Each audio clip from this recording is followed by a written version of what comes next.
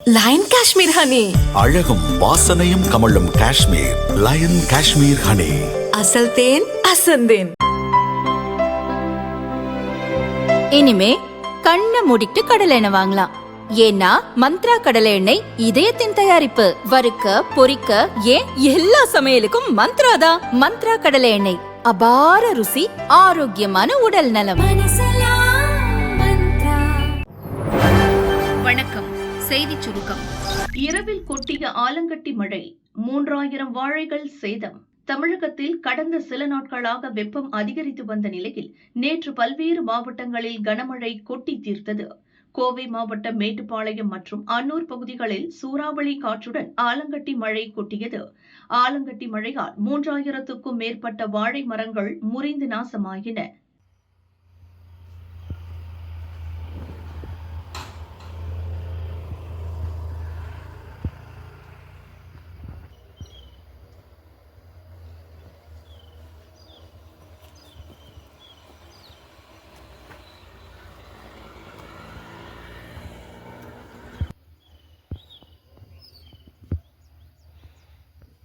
கிருஷ்ணகிரி மாவட்டம் தேன்கனிக்கோட்டை அருகே தமிழக எல்லையான தளி ஜவளகிரி பகுதியில் ஆலங்கட்டி மழை பெய்தது. இதனால் விவசாயிகள் பயிரிட்டு இருந்த தக்காளி, பீன்ஸ், முட்டைகோஸ், மிளகாய் மற்றும் சாமந்தி, செண்டுமல்லி உள்ளிட்டவை சேதமடைந்தன. வேலூர் மாவட்டத்தில் நள்ளிரவு 12 மணி முதல் 1 மணி நேரத்திற்கும் மேலாக கனமழை கொட்டியது.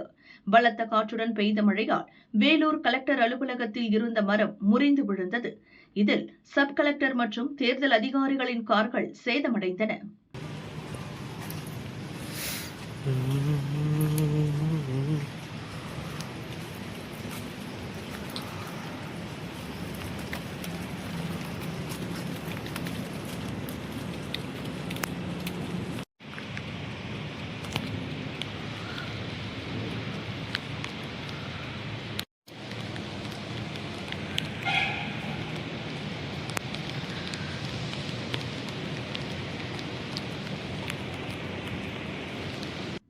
இதேபோல் சென்னை, ஈரோடு, திருப்பூர் உள்பட பல்வேறு மாவட்டங்களில் கனமழை பெய்தது.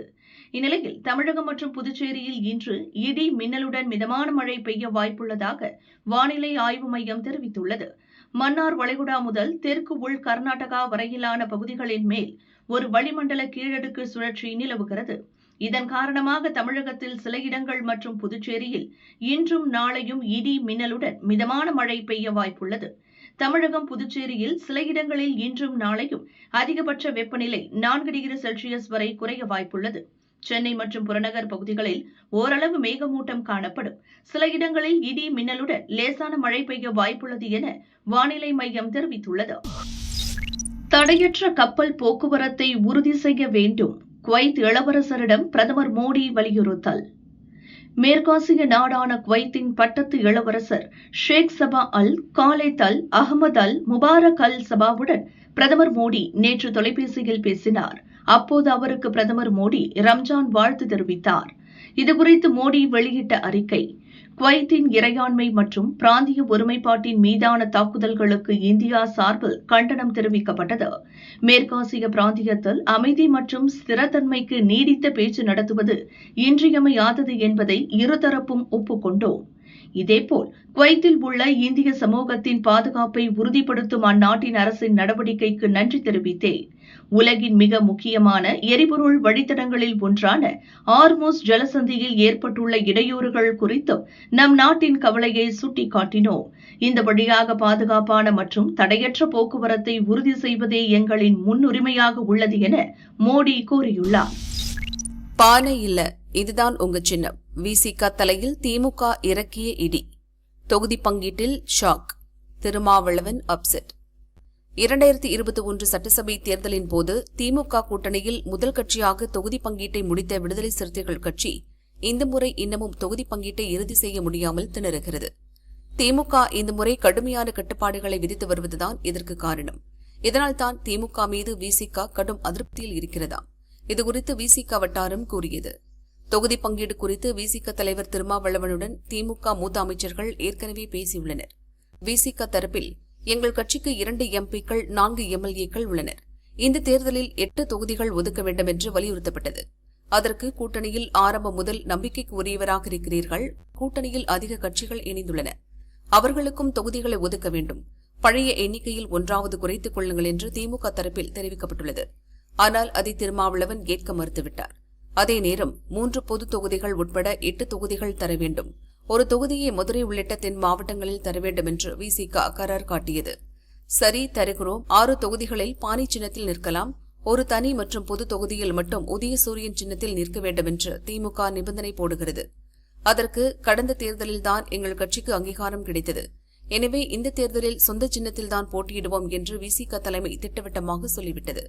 திமுக தொடர்ச்சியாக கொடுத்து வரும் அழுத்தம் கட்சியினரை மட்டுமின்றி திமுகவுக்காக தொடர்ந்து குரல் கொடுத்து வரும் திருமாவளவனையும் அப்செட் ஆக்கிவிட்டது என்கின்றனர் விசிகவினர். பூ வேண்டாம், இலை கொடுங்க. பழனிசாமி செம ஹாப்பி. தேஜா கூட்டணியில் உள்ள சிறிய கட்சிகள் இரட்டை இலை சின்னத்தில் போட்டியிட விருப்பம் தெரிவித்துள்ளதாக தகவல் வெளியாகி உள்ளது.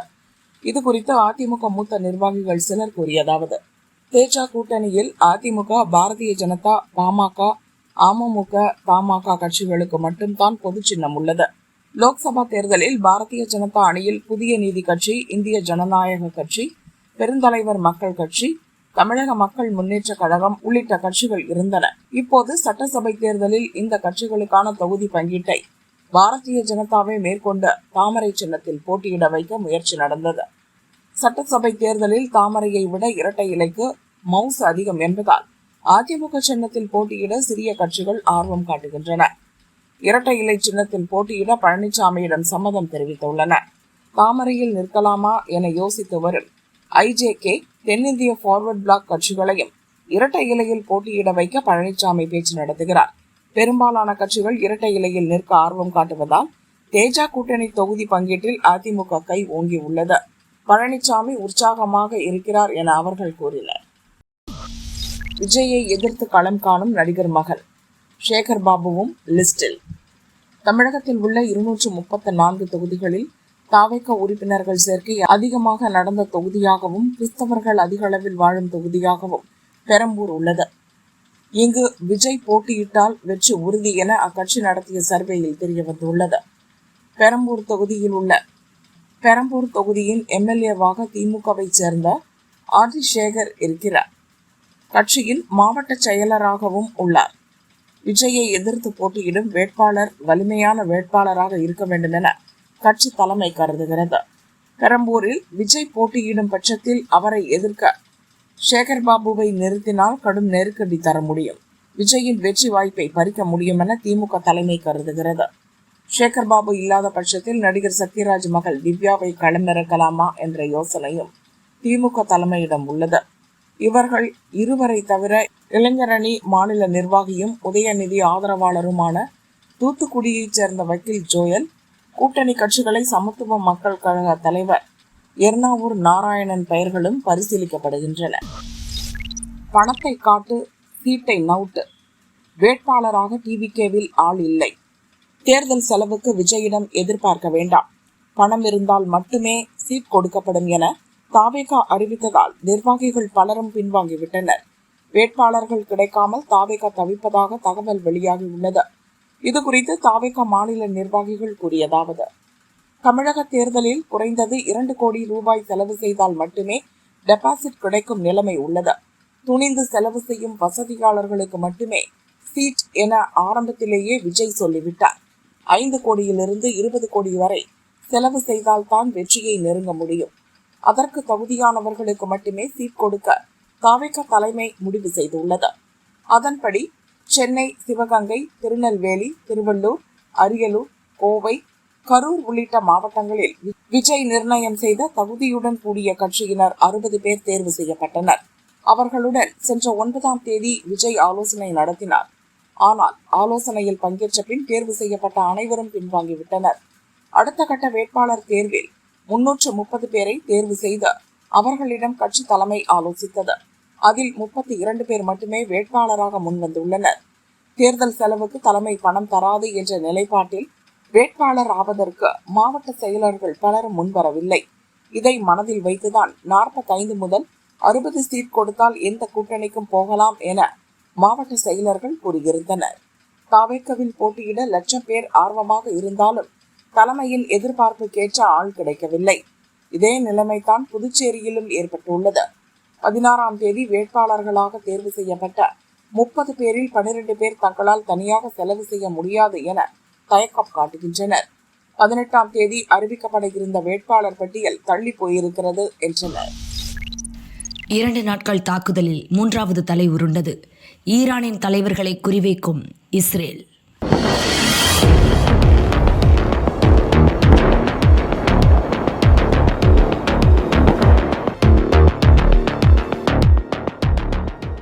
ஈரான் மற்றும் அமெரிக்கா இஸ்ரேல் கூட்டுப்படைகளுக்கு இடையே 20 நாட்களாக போர் நடக்கிறது. ஈரானின் முக்கிய தலைவர்களை குறிவைத்து இஸ்ரேல் தாக்குதல் நடத்தி வருகிறது. இந்த தாக்குதலில் ஈரானின் மேலும் ஒரு முக்கிய தலைவர் கொல்லப்பட்டார். தெஹ்ரானில் இரவு நேர தாக்குதலின் போது ஈரானின் உளவுத்துறை அமைச்சர் இஸ்மாயில் கதீப் கொல்லப்பட்டதாக இஸ்ரேல் ராணுவ அமைச்சர் இஸ்ரேல் காட்ஸ் தெரிவித்திருக்கிறார். ஆனால் ஈரான் இதுவரை உறுதிப்படுத்தவில்லை. இவர் கடந்த 2 நாட்களில் கொல்லப்படும் 3வது ஈரானிய தலைவர். முன்னதாக செவ்வாயன்று ஈரானின் தேசிய பாதுகாப்பு கவுன்சில் செயலாளர் அலி லாரிஜானி, ஃபாசிஜ் படை தளபதி குலாம் ரிசா சுலைமானி ஆகியோர் கொல்லப்பட்டனர். ஈரானின் உச்ச தலைவராக இருந்த கமேனியால் 2021 உளவுத்துறை அமைச்சர் பதவியில் அமர்த்தப்பட்டவர்தான் இஸ்மாயில் கதீப். நீதித்துறை, புலனாய்வு அமைச்சகங்களில் பல பதவி வகித்தவர். ஈரான் ஈராக் போரின் போது புரட்சிகர படையில் பணியாற்றி காயமடைந்தவர். சமீபத்தில் ஈரானில் நடந்த போராட்டங்களின் போது போராட்டக்காரர்களை கைது செய்தது, கொன்றதில் கதீப் முக்கிய பங்கு வகித்ததாக இஸ்ரேல் ராணுவம் கூறியிருக்கிறது. இஸ்ரேலியர்கள் அமெரிக்கர்களுக்கு எதிரான பயங்கரவாத நடவடிக்கையை வழிநடத்தியதாகவும் குற்றம் சாட்டியுள்ளது.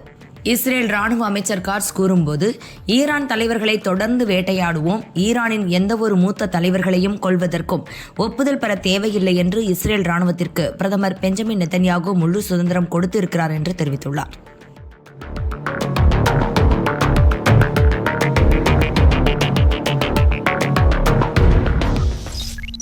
ரிலீஸ் ஆகிறான் ஜனநாயகன். ஓகே சொன்ன சென்சார் போர்டு. குறுக்கே வந்தது தேர்தல் கமிஷன். தீவிர அரசியலில் இறங்கியிருக்கும் தாவேக தலைவர் விஜய் தன் கடைசி படம் என்று அறிவித்த ஜனநாயகன் பொங்கல் பண்டிகைக்கு முன் ஜனவரி 9 வெளியாகும் என்று அறிவிக்கப்பட்டிருந்தது. படத்தில் மத உணர்வுகளை புண்படுத்தும் காட்சிகள் இருப்பதாக கூறி மத்திய திரைப்பட சான்றிதழ் வாரியம் தணிக்கை சான்றிதழ் அளிக்க மறுத்தது. இதனால் திட்டமிட்டபடி பொங்கல் பண்டிகையின் போது ஜனநாயகன் வெளியாகவில்லை. இதை எதிர்த்து படத்தை தயாரித்த KVN நிறுவனம் சென்னை ஹைகோர்ட் மற்றும் சுப்ரீம் கோர்ட்டில் வழக்கு தொடர்ந்தது. படம் 500 கோடி ரூபாய் செலவில் தயாரிக்கப்பட்டுள்ளது. குறிப்பிட்ட காலத்திற்குள் படத்தை வெளியிடாவிட்டால் எங்களுக்கு இழப்பு ஏற்படும். எனவே தணிக்கை சான்றிதழ் வழங்க உத்தரவிட வேண்டும் என்று தயாரிப்பு நிறுவனம் வாதிட்டது. அதே நேரம் குறிப்பிட்ட காலத்துக்குள் சான்றிதழ் வழங்க வேண்டும் என்று எங்கள் தரப்பை நிர்பந்திக்க முடியாது என வாரியத்தின் வழக்கறிஞர் வாதிட்டார். இதற்கிடையே மறு தணிக்கைக்கு ஒப்புக்கொண்ட KVN நிறுவனம் வழக்கை திரும்பப் பெற்றது. அதைத் தொடர்ந்து ஜனநாயகன் படத்தின் மறு தணிக்கை நேற்று முன்தினம் மும்பையில் நடைபெற்றது. அப்போது தணிக்கை வாரிய உறுப்பினர்கள் எதிர்ப்பு தெரிவித்த காட்சிகள் நீக்கப்பட்டுள்ளதா என்பதை ஆய்வு செய்து வாரியம் திருப்தி தெரிவித்ததாக கூறப்படுகிறது. ஜனநாயகன் படத்தின் நாயகன் விஜய் இப்போது அரசியல் கட்சி தலைவராக உள்ளார். எனவே தேர்தல் நடத்தை விதிகளின்படி அவர் நடித்துள்ள படம் தேர்தலில் தாக்கத்தை ஏற்படுத்துமா என்பதை ஆய்வு செய்து படம் வெளியீட்டுக்கு அனுமதி வழங்குவது குறித்து தேர்தல் கமிஷன் முடிவெடுக்கும் என்று தகவல் வெளியாகியுள்ளது. ஜனநாயகன் படத்தை வைத்து தேர்தல் கூட்டணிக்கு வரும்படி விஜயை பாரதிய ஜனதா கட்டாயப்படுத்துவதாக எதிர்க்கட்சிகள் குற்றம் சாட்டின. இப்போது தணிக்கை வாரியம் தன் பணியை முடித்துள்ளது. இந்நிலையில்தான் தேர்தல் ஜனநாயகம் குறித்து மட்டுமல்ல, ஜனநாயகன் திரைப்படம் குறித்தும் தேர்தல் கமிஷன் முடிவெடுக்க உள்ளது.